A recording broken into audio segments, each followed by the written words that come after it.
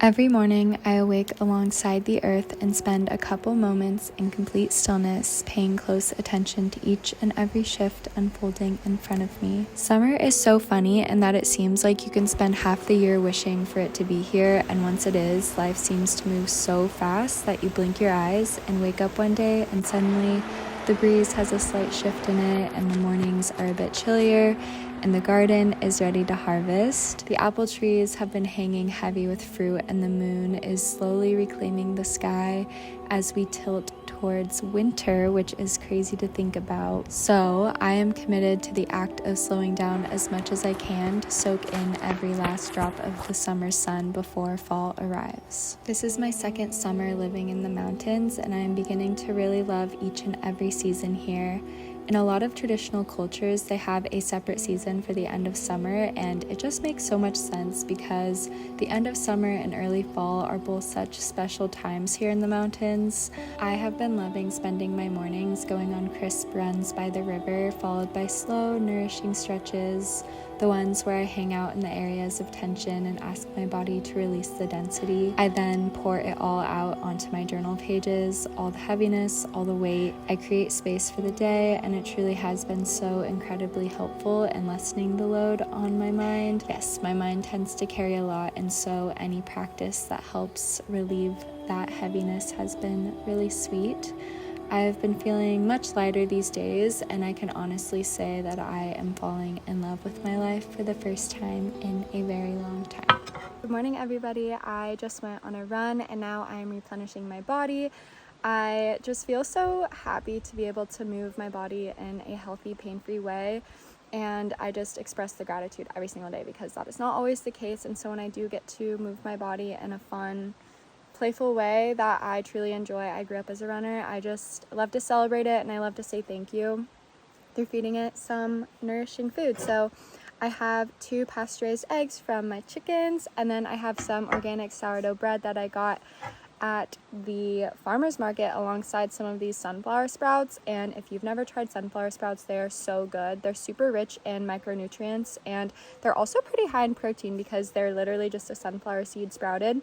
And they're really like lemony and crunchy, and so they're like more of a hearty green, and I love them. And then I also have this tomato from the farmer's market. I love eating lots of tomatoes in the summertime because tomatoes are really high in an antioxidant known as lycopene, and lycopene helps to prevent UV damage from the sun and acts kind of as an internal sunscreen when used in unison with other sun protective measures. But I'm not afraid of the sun. I love the sun. And then I also have some coconut water to replenish all the minerals that I lost while I was sweating during my run. And I also added some tart cherry juice because tart cherry juice is really great at increasing melatonin, which is a powerful antioxidant, but it also is super rich in anthocyanins, which help decrease inflammation. And tart cherry juice has actually been shown to help with muscular recovery after working out. So tart cherry juice and coconut water. And I'm also going to add this Elix Gingerade, because ginger is also a powerful antioxidant, and it also is super great at boosting your digestion and just balancing hormones overall. So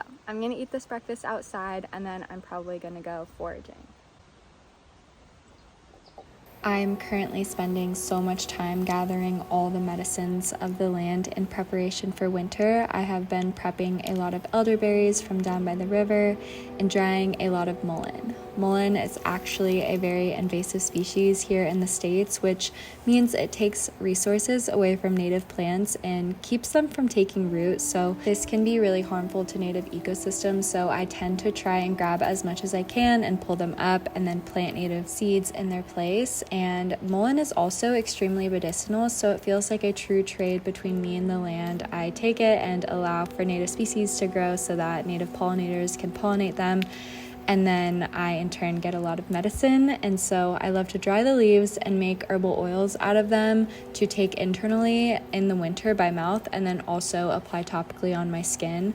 Mullein is antimicrobial, which is really helpful in fighting off respiratory infections of the lungs, and it is also rich in mucilage, which helps to nourish and soothe our mucous membranes within our lungs and nasal passages. And this is really nice for people who live in smoky places, in places where your lungs take a large hit, And it can also be really helpful if you add a few drops to your ear whenever you have an earache or an ear infection for fighting off any microbial imbalances. In addition to the mullein, the blackberries have been growing prolifically in my backyard by the river and all along the water in the areas around my home. And so I have been eating so much of them to the point where we have all been joking that my diet in the summer is about 90% blackberry, which might honestly be true. However, I have also been trying to pick a lot extra to preserve for the months to come. They are so rich in antioxidants like anthocyanins, which are all incredibly beneficial to our bodies in a multitude of ways and fighting off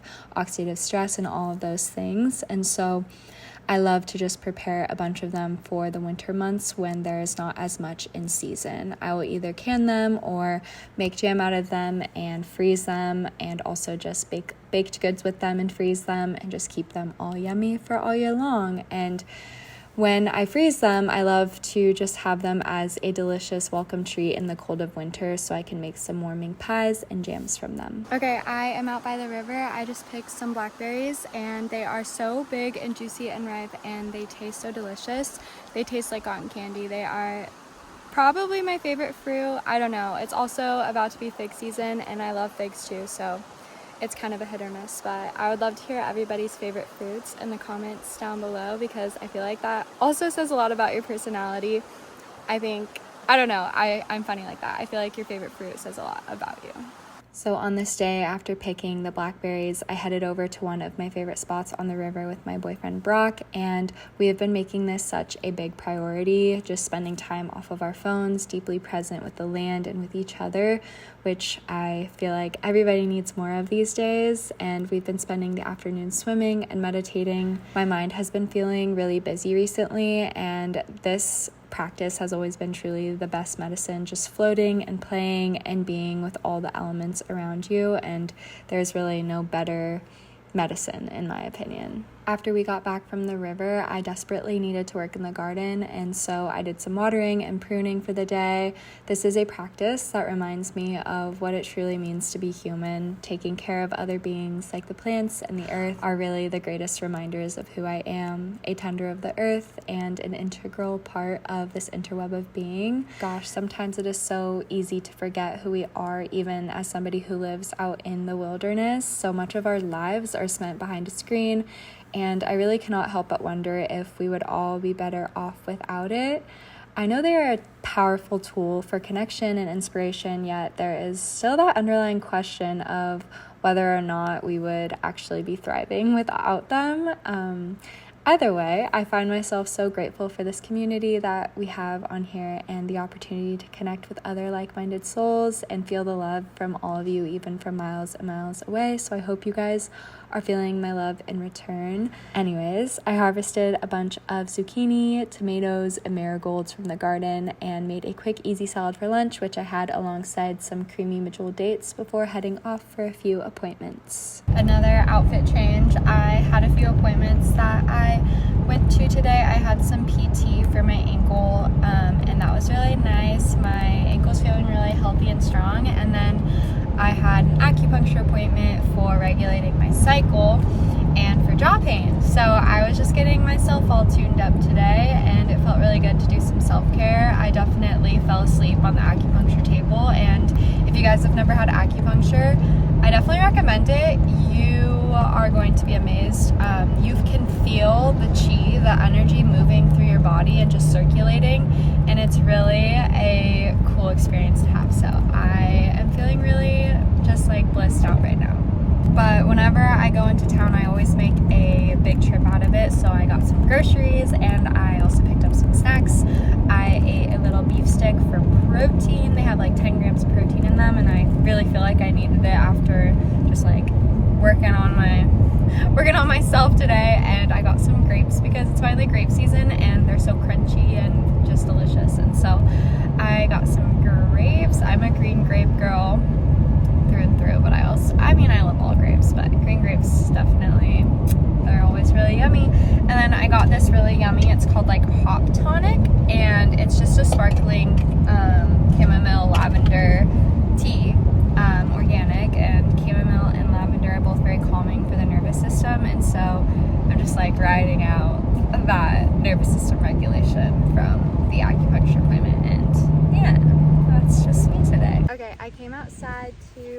to sort through some of my dried herbs that I have from the garden and just put them in little jars for easier access. But I'm super excited because they're all dried up. I have some calendula and some marigolds and some purple top vervain, and so I'm going to put these all in jars and just chat with you guys while I do that. But yeah, oh, I also have a lot of chamomile and some rose petals. But so anyways, I am just going to talk with you guys a little bit about why I think it's so important to have such a deep connection to the earth through medicine. But yeah, I just wanted to talk a little bit about my journey with herbal medicine and how I've come to where I am today. And it really is super simple. I was just a kid who was raised in the garden with my mom, and I was super interested in all the things that the plants could give to us and how I could tend to the garden in return, and I just dove deep into it. I always had a natural inclination for asking those questions. I remember when we would go on family trips up to Oregon and there would be wild blueberries and wild strawberries. I would always ask my mom, what do they do for us? How do they help our bodies? And it was always like questions like that. So through that natural inquisition, I just dove into researching it in books. I got my first book that summer when I was literally in 7th grade. I got a book on food as medicine and like what each nutrient does in the body. And I dove even deeper into that world in herbal medicine in high school. I went on a plant walk with a Native American, and he just taught us how they foraged and like what they used the plants for and how they spoke to the plants and how the plants spoke to them in return. And so my best tip for diving into the world of herbal medicine is to speak to the plants and to speak to the plants near you. I'm just sitting in my yard and there's a ton of clover and there's some plantain and there's some dandelion, and so I would say go in your backyard and see what plant speaks to you and really listen to it, because vervain tells you to stand up big and tall and like send your energy up to your head, and it's a really great herb for dispersing tension and easing anxiety. And so yeah, I would just say go talk to the herbs and see what they have to offer you and what they have to say. That being said, calendula and marigold, they are within the same family, and they both are really great at easing digestive concerns. They're really great for IBS. They're also very uplifting herb. They're very bright and beautiful, and they have been known to bring joy and help support the nervous system. They are also really great when applied topically to burns and irritated skin. So my favorite way to use both of these is to make an herbal infused oil. You essentially just fill a jar 3/4 of the way with the herb, and then you top it with whatever oil you want to infuse. Sometimes you can use olive oil if you're gonna eat it, or you can use sweet almond oil or jojoba oil or rosehip oil or whatever oil blend even that you wanna use, and you just add the herbs, and then it becomes this really beautiful orange color. And I love to use it on my face and on my body when I'm giving my body a nice massage. It delivers the nutrients and the herbal medicine deep into our body and just acts as like a nice hug. If you think about oil, it's like it's moisturizing and it's soothing, and so it can be very soothing and moisturizing to our nervous system and just helps calm us down. So herbal oiling is one of my favorite ways to get herbs in, especially at night. I always oil my feet and my legs and give myself like a nice little massage before falling asleep, and my bedding doesn't love it, but my body does. So I spent the rest of the evening processing my herbs and dreaming up all of the ways I want to use them in the months to come. I really have been feeling so called to host some in-person herbal workshops where we can gather and just build community and connection. I have also been really wanting to make some plant-dyed clothes with my marigolds, and so maybe stay tuned for those and maybe a process on that. I have also been dreaming up some really beautiful tea blends with these herbs. And alongside all of the edible and usable medicinal parts, I have been harvesting all of the seeds to process for next year and also to gift to friends and family when the holidays come around. I then went down to the river with Brock again, and he fished while I had a little self-care moment. I popped on a face mask of rose powder and bentonite clay mixed with water, and then added some Hainu hair oil to my hair to help with hair growth and just nourish it while I wrote some poetry as the sun set before we headed in for dinner. Thank you all for spending some summer moments with me in the mountains. I love getting to share my home and connect with all the other earth tenders on here. I would love to hear what is inspiring everyone right now as the seasons shift and we transition into fall. So how have you all been holding your hearts as we enter into this season of transition?